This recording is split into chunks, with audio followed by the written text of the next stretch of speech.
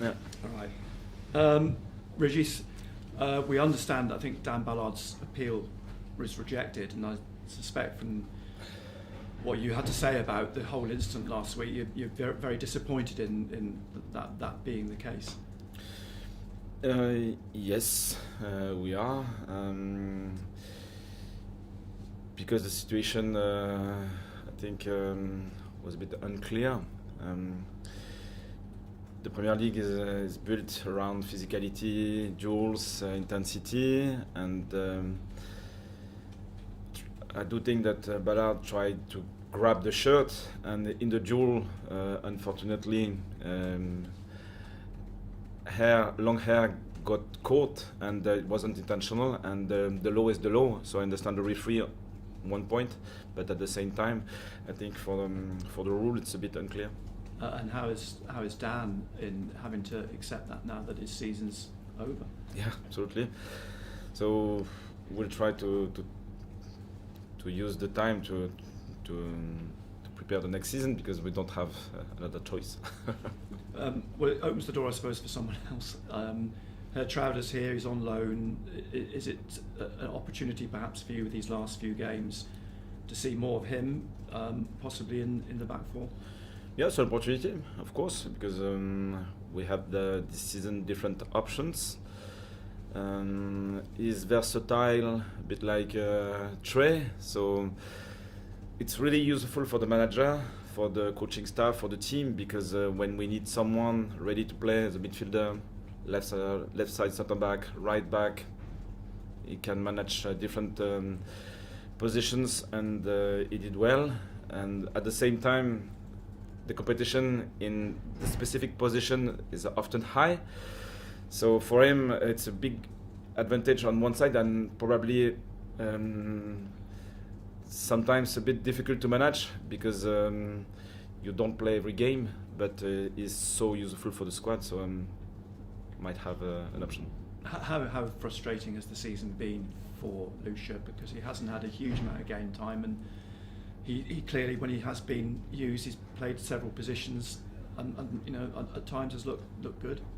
Yeah, I do agree. Yeah, it's not an easy one once again, but I think you have different roles in a team, and so you can't compare your workflow, your outcome with the others. And for Lucha, it has a specific profile, which I repeat is really interesting for manager, for his national team, I hope, as well.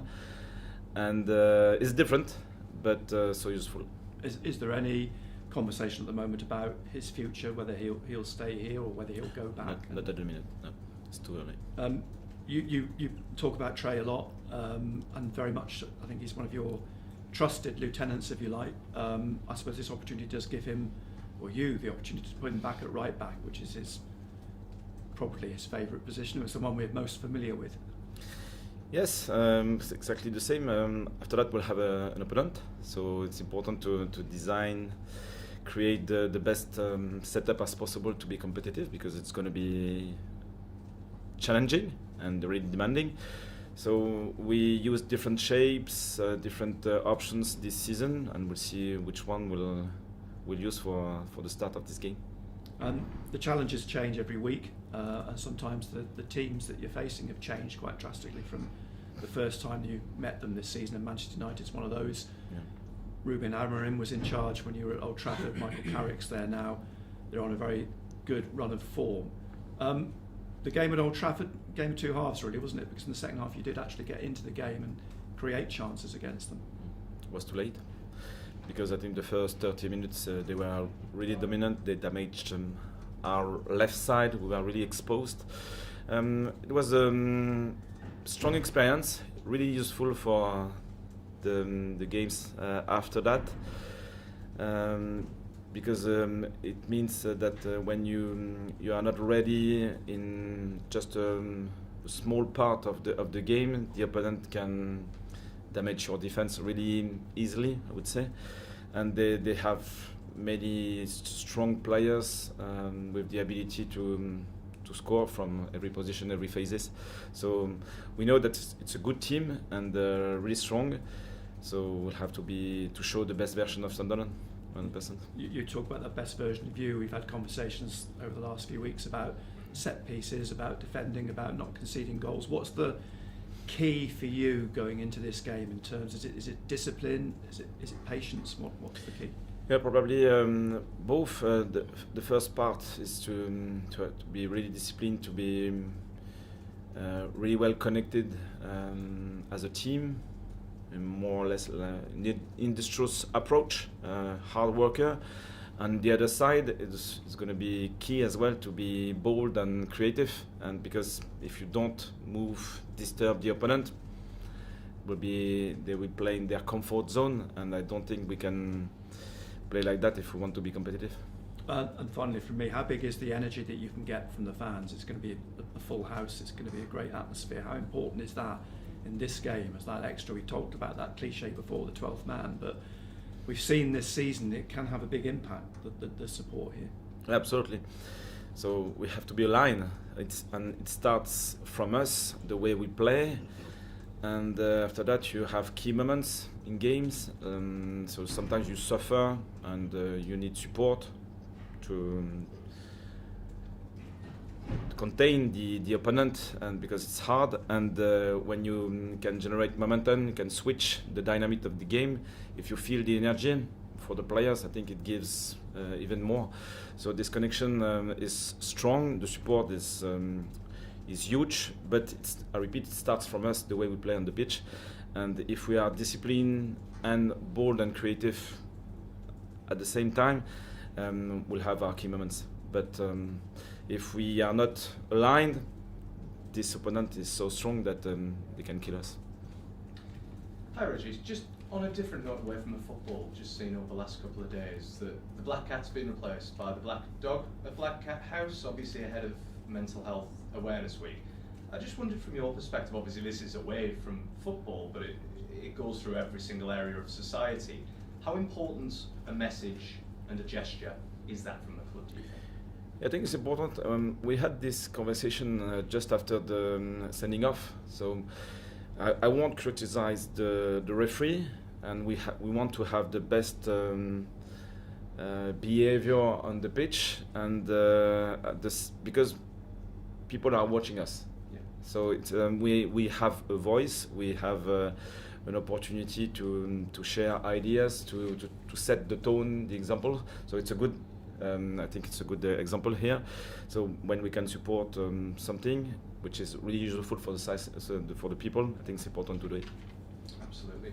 Look, you mentioned the sending off, and I know you were talking to Nick about it. Have you spoken much with Dan about it this week? Because it's not something. Well, I mean, we've seen it a couple of times, I guess, this season for different teams, but it's not something you see every season.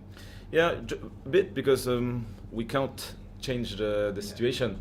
So it happened. We'll try to have conversation to help the referees to find the right balance, and after that we have to move on. Last May was obviously incredible for Sunderland Football Club. If Sunderland could qualify for Europe this May, would it be even better? I don't know. I don't know. We need to experience the situation to speak after. At the minute, it's really important to stay humble, because I don't know if we started to dream after a good period, but as soon as you drop just by 10% your level, the league is so demanding that you can't stay alive in a game. And it was really tough at home, the last game we had together. So it's an important reminder about being focused on standards, daily standards. Don't look too far, because you will lose the main references, the main foundations, the main platform that gives you the opportunity to be competitive. So it's our point at the minute. We want to stay focused. I think the week was good. The energy was positive. The standards were high. Now we have a strong opponent, and try your best, because it will be demanding. Obviously, Dan suspended. Any other team news, injury-wise, for Sunderland? No, they are okay. The only one except Dan is Romain, and all the others are available. just very, very finally, I think we spoke about this ahead of the trip to Old Trafford. Your son's a Manchester United fan. Have you spoken with him much in the lead up to this game? Is he going to be there on Saturday? Or Yeah, I think he is with Sunderland at the minute. Good. Thanks, Régis. Hi Régis, you've had some really memorable victories this season, the derbies, Chelsea away, but to beat Manchester United, this is a real opportunity in front of your fans to create another really special memory from a really successful season. How much is that a motivation for you and the players? Yeah, I think you agree. It's a good opportunity at the end of the season. It might have been much more difficult this season, especially the end. So here we have the opportunity to play with freedom, but also without naivety, because the opponent will be strong. And it's a privilege to play against Manchester United at home in front of our fans, but it's a huge responsibility as well. So it's challenging. I think the players like challenge. They like to be just on the edge to show how good they can be, but it's also a question of togetherness, the connection between players, and managing key moments. And as we approach the end of the season, the transfer rumours are starting. Can you give us an insight into how much planning is going on for summer and incomings and outgoings? Is there much work going on right now? Yeah, we have different topics. The shorter one, next game, and we want to work on the next season as well. So transfer rumors are a consequence of the good season, the strong season, and I think it's positive. We want to see the situation like that. We want stability. It's really clear, and so after that, market is the market with different events, opportunities, and so on. So we'll see, but stability will be key. And if you were to finish in Europe, that would affect needs and budgets. Is there some planning going on for kind of both scenarios? No, I don't think so at the minute, because I think mathematically we were safe last week, and it was probably the first layer. And if something happens at the end of the season, we'll react, but at the minute it's not the case. Thank you. Just comes off these guys. Phil?